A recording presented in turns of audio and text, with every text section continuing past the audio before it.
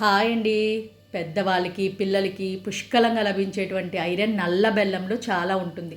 నేను ఒక half KG ముందు నువ్వులు తీసుకున్నాను. వాటిని బాగా వేయించుకొని సిమ్లో పెట్టి పాలు కూడా కొంచెం అవసరమవుతాయని కాచి ఉంచాను. ఇప్పుడు నల్ల బెల్లం మనం ఎన్ని నువ్వులు తీసుకుంటే అంతే బెల్లం పడుతుంది.